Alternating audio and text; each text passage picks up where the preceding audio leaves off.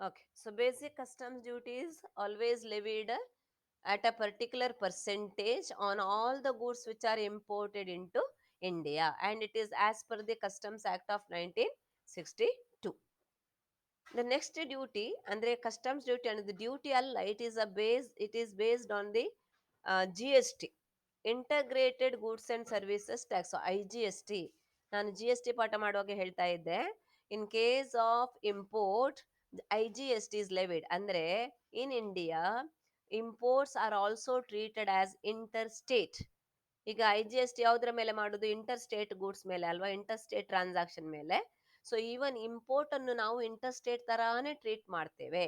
There four imports are subject to integrated goods and service tax, IGST. ಅರ್ಥ ಆಯ್ತಾ? ಎಲ್ಲ ಇಂಪೋರ್ಟ್ಗಳ ಮೇಲೂ IGST ಇದ್ದೇ ಇರ್ತದೆ, ರೇಟ್ ಮಾತ್ರ ಬೇರೆ ಬೇರೆ ಇರ್ತದೆ. ಮೊದಲು ಏನಿತ್ತಂದ್ರೆ IGST, before GST there was no GST, ಆದ ಕಾರಣ IGST ಇರಲಿಲ್ಲ. ಅದರ ಬದಲಿಗೆ there was a duty called SAD ಅಂತ ಒಂದಿತ್ತು, ಸ್ಪೆಷಲ್ ಎಡಿಷನಲ್ ಡ್ಯೂಟಿ. ಇನ್ನೊಂದು CVD ಅಂತ ಇತ್ತು, ಕೌಂಟರ್ ವೇಲಿಂಗ್ ಡ್ಯೂಟಿ. ಅದು ನಮ್ಮ ಇಂಡಿಯಾದಲ್ಲಿ ಮೊದಲೆಲ್ಲ ಬೇರೆ ಬೇರೆ ಡ್ಯೂಟೀಸ್ಗಳಿತ್ತು. ನಿಮಗೆ ನಾನು ಹೇಳಿದ್ದೇನೆ, before the introduction of GST sales tax ಇತ್ತು, ಓಕೆ, ಮತ್ತೆ ಎಕ್ಸೈಸ್ ಡ್ಯೂಟಿ ಇತ್ತು. ಅದೆಲ್ಲ ಬೇರೆ ಬೇರೆ ಡ್ಯೂಟಿ ಇದ್ದ ಕಾರಣ ಅವುಗಳನ್ನು ಕಾಂಪನ್ಸೇಟ್ ಮಾಡಲಿಕ್ಕೆ ಇಂಪೋರ್ಟ್ ಮಾಡಿದ ಗೂಡ್ಸ್ಗಳ ಮೇಲೆ ಅದು ಬರುವುದಿಲ್ಲ. ಹಾಗಾಗಿ ಇಂಪೋರ್ಟ್ ಮಾಡಿದ ಗೂಡ್ಸ್ಗಳ ಮೇಲೆ they used to charge these duties. ಯಾವುದು? ಸ್ಪೆಷಲ್ ಎಡಿಷನಲ್ ಡ್ಯೂಟಿ, ಸ್ಯಾಡ್ ಅಂತ ಹೇಳ್ತೇವೆ. ಅದೇ ರೀತಿ ACD, ಎಡಿಷನಲ್ ಕಸ್ಟಮ್ಸ್ ಡ್ಯೂಟಿ ಅಂತ ಒಂದಿತ್ತು, ಕೌಂಟರ್ ವೇಲಿಂಗ್ ಡ್ಯೂಟಿ, CVD, ಇದೆಲ್ಲ ಇತ್ತು. ಬಟ್ ಒಮ್ಮೆ GST ಬಂದ ಮೇಲೆ ಆ ಎಲ್ಲ ಡ್ಯೂಟೀಸ್ ಅನ್ನು ತೆಗೆದುಹಾಕಿದ್ದಾರೆ. ಹಾಗಾಗಿ ಆ ಎಲ್ಲ ಡ್ಯೂಟಿಗಳನ್ನು ಒಟ್ಟಿಗೆ ಸೇರಿಸಿ ಒಂದು ಡ್ಯೂಟಿ ಚಾರ್ಜ್ ಮಾಡ್ತಾರೆ, that is called IGST. So at present we don't have any other customs duties, IGST ಬರ್ತದೆ ಅವುಗಳ ಜಾಗದಲ್ಲಿ. So IGST rates for various goods will be applicable under the different schedules. ಬೇರೆ ಬೇರೆ ಶೆಡ್ಯೂಲ್ ಅಲ್ಲಿ IGST ರೇಟ್ಗಳು ಅದು GST act ಪ್ರಕಾರ charge ಆಗ್ತವೆ. And it is calculated on the assessable value and other customs. ಅದು ಮತ್ತೆ ನಾನು ಹೇಳಿಕೊಡ್ತೇನೆ. So that is IGST.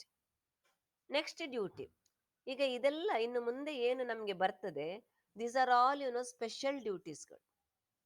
Okay, special types of duties. ಇದು ಅದು ಯಾವಾಗ ಅಪ್ಲೈ ಆಗ್ತದೆ ಆದ್ರೆ ಮಾತ್ರ ಮಾಡ್ಲಿಕ್ಕೆ, ಎಲ್ಲ ಗೂಡ್ಸ್ಗಳ ಮೇಲೆ ಇದು ಬರುವುದಿಲ್ಲ.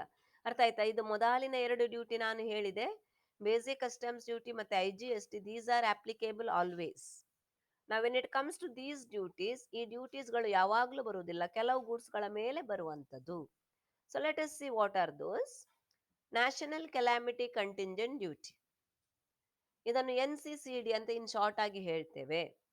It is imported only, it is levied on the import of chewing tobacco, tobacco ಅಂದ್ರೆ ಹೊಗೆ ಸೊಪ್ಪು, cigarettes, pan masala at different rates applicables. ಇವುಗಳನ್ನು ನಾವು ಸಿನ್ ಗೂಡ್ಸ್ ಅಂತ ಹೇಳ್ತೇವೆ. ಆಕ್ಚುಲಿ ಇದಕ್ಕೆ ಸಿನ್ ಗೂಡ್ಸ್ ಅಂತ ಕರೆಯುವುದು ಅಂಡರ್ GST. ಈ ಗೂಡ್ಸ್ಗಳ ಮೇಲೆ ಮಾತ್ರ ಬರ್ತದೆ NCCD. ಓಕೆ, ಯಾಕೆಂದ್ರೆ ಇದು GST ಅಂಡರಲ್ಲಿ ಬರುದಿಲ್ಲ ಅಲ್ವಾ, ಅದಕ್ಕೆ NCCD ಚಾರ್ಜ್ ಮಾಡ್ತಾರೆ. ಅದೇ ರೀತಿ motor cars, multi utility vehicles, two wheelers, crude oil, also crude oil, ಇದರ ಮೇಲೆ ಎಲ್ಲ ಪುನಃ NCCD ಬರ್ತದೆ. ಆಯ್ತಾ? NCCD on crude oil imported into India is at 1% of the assessable value and ₹50 per ton. ಇದು ಇತ್ತೀಚಿನ ಬಜೆಟ್ ಅಲ್ಲಿ ಕೊಟ್ಟ ರೇಟ್, ಇದು ಚೇಂಜ್ ಆಗ್ತಾ ಇರ್ತದೆ. 1% ಆಫ್ ದಿ ಇದು ಯಾವುದರ ಮೇಲೆ? ಕ್ರೂಡ್ ಆಯಿಲ್ ಮೇಲೆ 1% of the assessable value and 1 ಟನ್ನಿಗೆ ಪುನಃ ₹50 ಚಾರ್ಜ್ ಮಾಡ್ತಾರೆ. Okay, that is NCCD. Next is counter wheeling duty. ಈಗ ಕೌಂಟರ್ ವೇಲಿಂಗ್ ಡ್ಯೂಟೀಸ್ ಎಲ್ಲ ಗೂಡ್ಸ್ಗಳ ಮೇಲೆ ಇಲ್ಲ.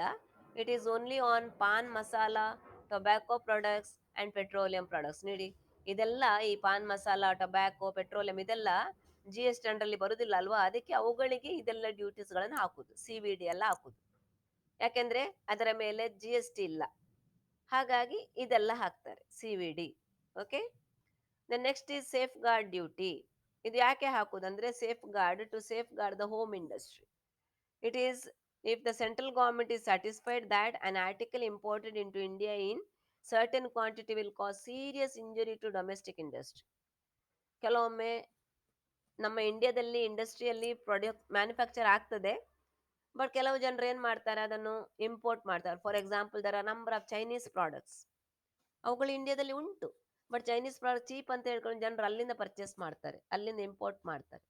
ಸೊ ವಾಟ್ ಹ್ಯಾಪನ್ಸ್ ದೇರ್, ನಮ್ಮ Indian products will be affected. Okay, Indian products will be affected. So Indian domestic ಇಂಡಸ್ಟ್ರಿಗೆ injury ಆಗ್ತದೆ, serious injury ಆಗ್ತದೆ. In that case this particular duty is levied. ಯಾಕೆ ಹಾಗೆ duty levy ಮಾಡುವ ಕಾರಣ ಏನಾಗ್ತದೆ ಅಂದರೆ, ಆಟೋಮ್ಯಾಟಿಕಲಿ ಇಂಪೋರ್ಟ್ ಗುಡ್ಸ್ಗಳ ಪ್ರೈಸ್ ಜಾಸ್ತಿ ಆಗ್ತದೆ.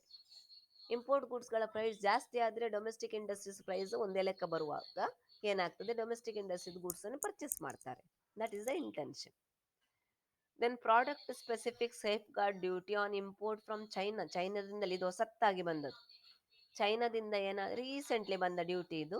ಚೈನಾದಿಂದ ಏನಾದರೂ ಇಂಪೋರ್ಟ್ ಮಾಡಿದರೆ, ಓಕೆ, ಪ್ರಾಡಕ್ಟ್ ಸ್ಪೆಸಿಫಿಕ್ ಕೆಲವು ಪ್ರಾಡಕ್ಟ್ಗಳ ಮೇಲೆ ಮಾತ್ರ ಥ್ರೂ ನೋಟಿಫಿಕೇಶನ್ ಕೊಟ್ಟು ಮಾಡ್ತಾರೆ. ಬಿಕಾಸ್ ನಮ್ಮಲ್ಲಿ ಚೈನಾದು ಹಾವಳಿ ತುಂಬ ಇತ್ತು, ಹಾಗಾಗಿ ದಿಸ್ ವಾಸ್ ಡನ್.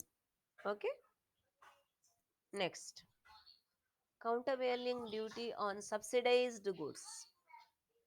ಈಗ ಸಬ್ಸಿಡೈಸ್ಡ್ ಗೂಡ್ಸ್, ಕೆಲವು ಗೂಡ್ಸ್ಗಳ ಮೇಲೆ ಸಬ್ಸಿಡಿ ಸಿಗ್ತದೆ. ಸಬ್ಸಿಡಿ ಅಂದರೆ ಗೌರ್ಮೆಂಟ್ಗಳು ಬೇರೆ ಕಂಟ್ರೀಸಲ್ಲಿ, ನಮ್ಮಲ್ಲಿದ್ದ ಹಾಗೆ ಬೇರೆ ಕಂಟ್ರೀಸಲ್ಲೂ ಗೌರ್ಮೆಂಟ್, ಬೇರೆ ಕಂಟ್ರೀಸಲ್ಲಿ ಏನು ಮಾಡ್ತಾರೆ, ಗೌರ್ಮೆಂಟ್ ಬಿಲ್ಲ ಸಬ್ಸಿಡೈಸ್. ನಿಮಗೆ ಸಬ್ಸಿಡಿ ಅಂದರೆ ಎಂತಂತ ಗೊತ್ತಿರ್ಬೋದು, ರೇಟ್ ಕಮ್ಮಿ ಇರ್ತದೆ. ಓಕೆ, ಪ್ರೈಸ್ ಕಡಿಮೆ ಇರ್ತದೆ.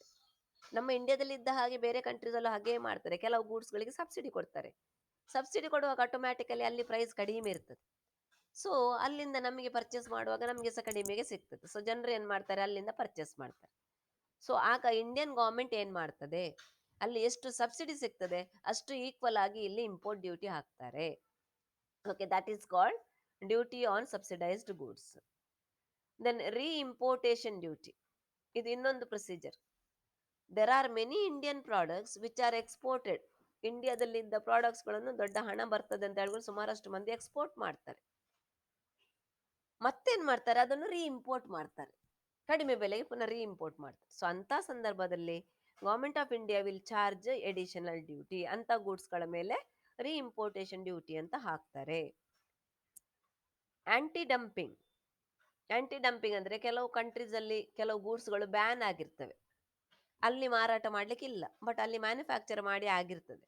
ಅಂಥ ಗೂಡ್ಸ್ಗಳನ್ನು ಇಂಡಿಯಾಕ್ಕೆ ತಂದು ಡಂಪ್ ಮಾಡ್ತಾರೆ. ಬಿಕಾಸ್ ನಮ್ಮ Indians will buy anything, because crores and crores of population buy ಮಾಡ್ತಾರೆ.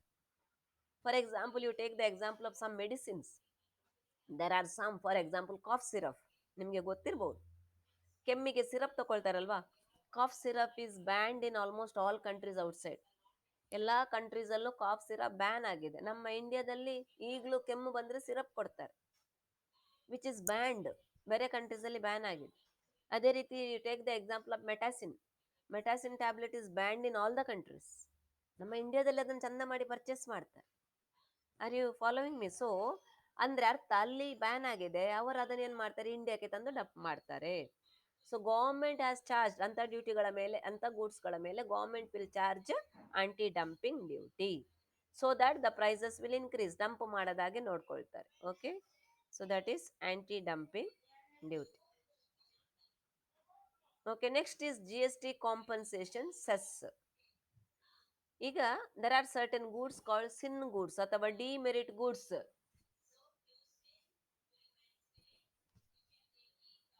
ಸಿನ್ or demerit goods. Okay, including tobacco. ಇಲ್ಲಿ ನೋಡಿ ಯಾವುದೆಲ್ಲ ಹೈ ಎಂಡ್ ಕಾರ್ಸ್, ಒಂದು high end cars. High end cars ಅಂದರೆ ದೊಡ್ಡ ಕಾರ್ಗಳು ಉಂಟಲ್ವಾ, ಜಾಸ್ತಿ ಇದ್ರದ್ದು. Okay, then including tobacco, pan masala, aerated drinks like Pepsi, Coca Cola. ಈ ಎಲ್ಲ ಗೂಡ್ಸ್ಗಳನ್ನು ಸೆನ್ ಅಥವಾ ಡಿಮೆರಿಟ್ ಗೂಡ್ಸ್ ಅಂತ ಹೇಳ್ತೇವೆ. On these goods there is compensation cess. Compensation cess will be levied. ಯಾವಾಗ? For a period of 5 years in order to compensate the states for loss of revenue due to import of goods. ಅಂತ ಗೂಡ್ಸ್ಗಳನ್ನು import ಮಾಡಿದರೆ ರಾಜ್ಯಕ್ಕೆ loss ಆಗ್ತದಲ್ವಾ, ಅದಕ್ಕೆ ಒಂದು 5 ವರ್ಷ continuously ಅವುಗಳ ಮೇಲೆ GST ಕಾಂಪನ್ಸೇಷನ್ ಸೆಸ್ ಚಾರ್ಜ್ ಮಾಡ್ತಾರೆ. Okay, so IGST shall not be included in the value. ಅದು ನಾನು ಮತ್ತೆ ಹೇಳ್ತೇನೆ ಹೇಗೆ ವ್ಯಾಲ್ಯೂ ಮಾಡಿ. So these are the different duties. ಅದರ ಜೊತೆಗೆ ಇದೆಲ್ಲ ಆದ್ಮೇಲೆ there is social welfare surcharge ಅಂತ, ನಮ್ಮಲ್ಲಿ ಎಜುಕೇಶನ್ ಸೆಸ್ ಇದ್ದಾಗೆ ಸೋಷಿಯಲ್ ವೆಲ್ಫೇರ್ ಸರ್ಚಾರ್ಜ್ ಅಂತ ಬರ್ತದೆ. It is compulsory on all the goods. It is 10%. It is always at 10% on the aggregate value of duties of customs. ಅದು ಮತ್ತೆ duty calculate ಮಾಡುವಾಗ ಹೇಳಿಕೊಡ್ತೇನೆ. 10% ನೆನಪಿಡಿ. Social welfare surcharge just like education cess. ಮೊದಲು education cess ಇತ್ತು, ಈಗ ತೆಗ್ದಾಕಿದ್ದಾರೆ. ಅದರ ಬದಲಿಗೆ ಕಸ್ಟಮ್ಸ್ ಡ್ಯೂಟಿ ಬರುವಾಗ instead of education cess we have to calculate social welfare surcharge.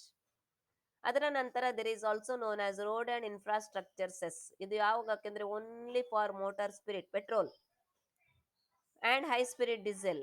Petrol ಮತ್ತು ಹೈ ಸ್ಪಿರಿಟ್ ಡೀಸೆಲ್ ಈ ಎರಡಕ್ಕೆ ಮಾತ್ರ HSD, ಆಯ್ತಾ. ಇದು ಎರಡಕ್ಕೆ ಮಾತ್ರ ಬರ್ತದೆ ರೋಡ್ ಅಂಡ್ ಇನ್ಫ್ರಾಸ್ಟ್ರಕ್ಚರ್ ಸೆಸ್ ಅಂತ ಹೇಳಿ 10 per liter. ಪೆಟ್ರೋಲ್ ಮತ್ತು ಡೀಸೆಲ್ಗೆ ಮಾತ್ರ, ಬೇರೆ ಯಾವುದಕ್ಕೂ ಬರುವುದಿಲ್ಲ. So this is the different types of duties, ಆಯ್ತಾ. ಈಗ ನಾವು ರೇಟ್ ಆಫ್ ಡ್ಯೂಟಿ ಡಿಟರ್ಮಿನ್ ಮಾಡಬೇಕಾದ್ರೆ ಏನು ಮಾಡಬೇಕು? As per section 15 the rate of duty applicable for imported goods shall be rate of duty as on the, ಇದು ನೋಡಿ ಯಾವಾಗಲೂ ನಿಮ್ಗೆ ಇಂಪಾರ್ಟೆಂಟ್ ಇದು. Rate of duty as on the date of presentation of bill of entry or date of entry inward whichever is later. ಎರಡು date ಇದ್ದು rate ಕೊಡ್ತಾರೆ ಕೆಲವೊಮ್ಮೆ.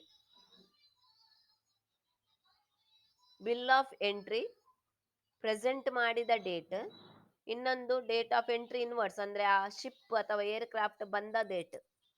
ಆ ಎರಡರಲ್ಲಿ ಯಾವುದು ಲೇಟರ್ ಅದನ್ನು ನೋಡಬೇಕು. ಓಕೆ, ಮತ್ತೆ ನಾವು ಪ್ರಾಬ್ಲಮ್ಸ್ ವರ್ಕೌಟ್ ಮಾಡುವಾಗ ಹೇಳ್ತೇನೆ ನಾನು, but for the time being ಇದನ್ನು ನೆನಪಿಡಿ. ಅರ್ಥ ಆಯ್ತಾ? Okay, next. So this is about the customs duties.